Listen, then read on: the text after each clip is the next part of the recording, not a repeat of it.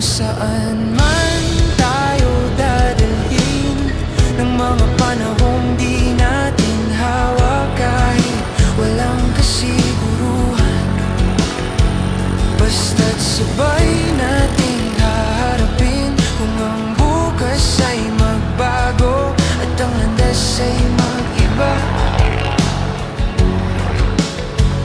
kung saan man tayo dadalhin, sabay pa rin akong lalakad.